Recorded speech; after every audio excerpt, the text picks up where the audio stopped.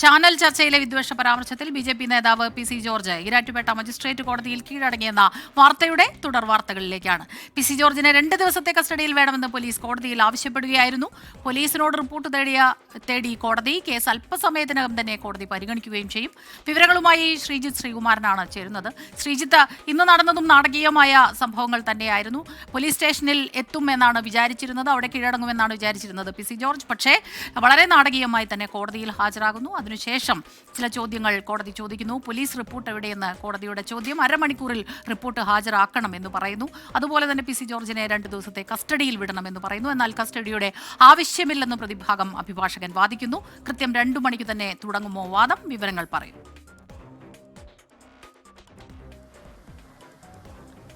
2 മണി കഴിഞ്ഞിരിക്കുന്നു, 2 മണി പിന്നിട്ടിരിക്കുന്നു. പക്ഷേ ഇതുവരെ കോടതി കയറിയിട്ടില്ല. കോടതി അല്പസമയത്തിനകം തന്നെ കോടതിയിൽ ജഡ്ജ് എത്തും. ആദ്യ കേസായി തന്നെ ഇത് പരിഗണിക്കുമെന്നാണ്. ഇത് പരിഗണിക്കാൻ വേണ്ടിയാണ് 2 മണിക്ക് വിളിച്ചിരിക്കുന്നതെന്നാണ് മനസ്സിലാക്കുന്നത്.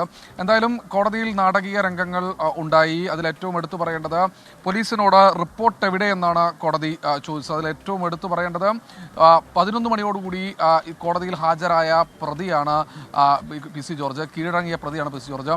എന്നിട്ട് എന്തുകൊണ്ട് ഇതുവരെ നിങ്ങൾ റിപ്പോർട്ട് സമർപ്പിച്ചില്ല എന്ന് പ്രോസിക്യൂഷനോട് ചോദിക്കുന്ന ഒരു സാഹചര്യം ഉണ്ടായി. പ്രോസിക്യൂഷൻ 2 മണിക്കൂർ സമയം ആവശ്യപ്പെട്ടു. പക്ഷേ കോടതി അരമണിക്കൂറിനുള്ളിൽ റിപ്പോർട്ട് നൽകണമെന്ന് ഏതാണ്ട് 12:30 മണിയോടുകൂടി അറിയിക്കുകയായിരുന്നു. പോലീസ് റിപ്പോർട്ട് എന്തായാലും ഇപ്പോൾ എത്തിയിട്ടുണ്ട് എന്ന് മനസ്സിലാക്കുന്നു. 2 ദിവസത്തെ കസ്റ്റഡി പോലീസ് കോടതിയോട് ചോദിച്ചിരുന്നു. പക്ഷേ എന്ത് തെളിവെടുക്കാനാണ് എന്നാണ് കോടതി തിരിച്ച് ചോദിച്ചത്. കുറച്ചധികം കാര്യങ്ങളുണ്ട് ചോദിക്കാൻ കുറച്ചധികം കാര്യങ്ങളുണ്ട് എന്ന് പ്രോസിക്യൂഷൻ മറുപടി നൽകുന്നൊരു സാഹചര്യമുണ്ടായി. എന്തായാലും മതവിദ്വേഷം വളർത്തുന്ന പരാമർശം തന്നെയാണ് പി.സി. ജോർജിന്റെ ഭാഗത്തുനിന്നുണ്ടായതെന്ന് പ്രോസിക്യൂഷൻ വാദിച്ചു. പക്ഷേ പ്രതിഭാഗം ഇതിനെ പൂർണ്ണമായി എതിർത്തു. ഇനി ഒരു തെളിവും കണ്ടെടുക്കാനില്ല. സ്വാഭാവികമായി ഇനി കസ്റ്റഡിയോ റിമാൻഡോ ആവശ്യമില്ല. ജാമ്യാപേക്ഷ പരിഗണിക്കണമെന്നാണ് ആവശ്യപ്പെട്ടത്. ആ സമയം ഈ ജാമ്യാപേക്ഷ മാത്രമാണ് കോടതിയുടെ പരിഗണനയിലുണ്ടായത്. അപ്പോൾ മുൻസിഫ് ജഡ്ജ് മജിസ്ട്രേറ്റ് പറഞ്ഞത് തൻ്റെ മുൻപിൽ ഇപ്പോൾ ഒരു ജാമ്യാപേക്ഷ മാത്രമേ ഉള്ളൂ, പി.സി. ജോർജിന് ജാമ്യാപേക്ഷ മാത്രമേ ഉള്ളൂ, നിങ്ങളുടെ റിപ്പോർട്ട് പോലീസ് റിപ്പോർട്ട് വരട്ടെ, അതിനനുസരിച്ച് മറ്റു കാര്യങ്ങൾ തീരുമാനിക്കാമെന്നാണ് അറിയിച്ചത്. എന്തായാലും 2 മണിയോടുകൂടി അല്പസമയത്തിനകം തന്നെ കോടതി കയറും. അപ്പോൾ ഈ കേസായിരിക്കും വാദപ്രതിവാദങ്ങൾ ഉണ്ടാകും. എന്തായാലും APP ഇവിടെ ഹാജരാകുന്ന ഇന്ന് അവധിയാണ്. അദ്ദേഹം ഇന്ന് ഹാജരാകുന്നത് ഓൺലൈനായിട്ടാണ് ഹാജരാകുന്നത്. അദ്ദേഹത്തിൻ്റെ വാദങ്ങൾ ഈ വിഷയത്തിൽ ഉയർത്തും. എന്നാലും പി.സി. ജോർജ് നാടകീയമായി വന്ന് തന്നെയാണ് ഈരാറ്റുപേട്ട മുനിസിപ്പൽ മജിസ്ട്രേറ്റ് കോടതിയിൽ കീഴടങ്ങാനെത്തിയത് എന്ന കാര്യത്തിൽ യാതൊരു തർക്കവുമില്ല. മാധ്യമപ്രവർത്തകരും അതുപോലെ തന്നെ ബി.ജെ.പി. പ്രവർത്തകരും ഒക്കെ ആ പി.സി. ജോർജിൻ്റെ വീട്ടിലായിരുന്നു കാത്തുനിന്നിരുന്നത്.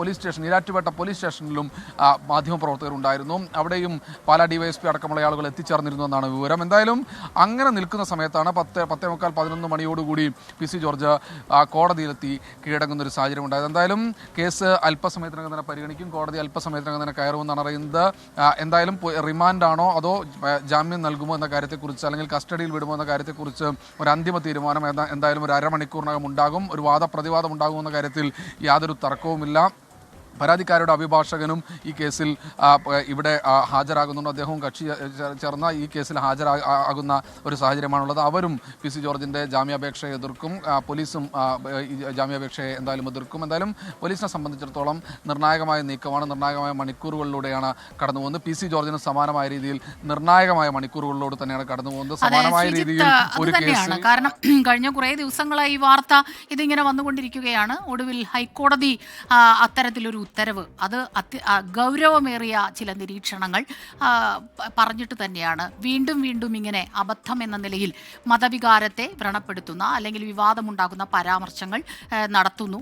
അതിന് പലതരത്തിലും ഇതിൽ നിന്നൊക്കെ കേസിൽ നിന്നൊക്കെ രക്ഷപ്പെട്ടു പോകുന്നു. പക്ഷേ എല്ലാ തവണയും ഇതിങ്ങനെ കോടതി ജാമ്യം കൊടുത്താൽ അല്ലെങ്കിൽ മുൻകൂർ ജാമ്യാപേക്ഷയൊക്കെ അത് അങ്ങനെ തന്നെ മുന്നോട്ട് പോകാനായി പ്രതിയെ അനുവദിച്ചാൽ, പി.സി. ജോർജിനെ അനുവദിച്ചാൽ, രാഷ്ട്രീയ നേതാവാണ്, ഒരുപാട് വർഷങ്ങളായി കേരളത്തിൽ നിറഞ്ഞു നിൽക്കുന്ന ഒരു രാഷ്ട്രീയ നേതാവ് തന്നെയാണ്. അങ്ങനെ ഒരാൾക്ക് ഇതുപോലെ തുടർച്ചയായി ജാമ്യം അനുവദിക്കുമ്പോൾ അത് സമൂഹത്തിന് നൽകുന്നത് ഒരു തെറ്റായ സന്ദേശമാകും.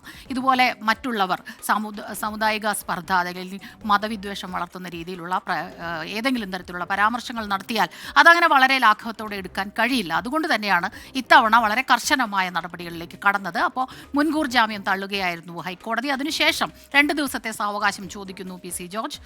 നോട്ടീസ് നൽകാൻ എത്തിയപ്പോൾ അദ്ദേഹം അവിടെ ഉണ്ടായിരുന്നില്ല. അതിന് അദ്ദേഹത്തിൻ്റെ മകൻ മകനാണ് മറുപടി പറഞ്ഞത്.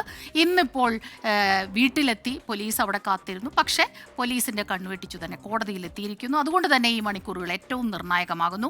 എന്ത് സ്വീകരിക്കോ, എന്ത് തീരുമാനമാണ് കോടതിയുടെ ഭാഗത്തു നിന്നുണ്ടാകുന്നത്?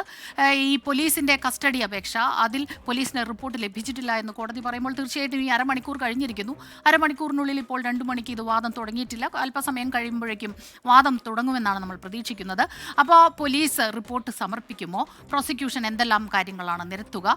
കസ്റ്റഡി അപേക്ഷ അത് ഏത് രീതിയിലാകും കോടതി പരിഗണിക്കുക? ഇതെല്ലാം വളരെ നിർണായകമാവുകയാണ്.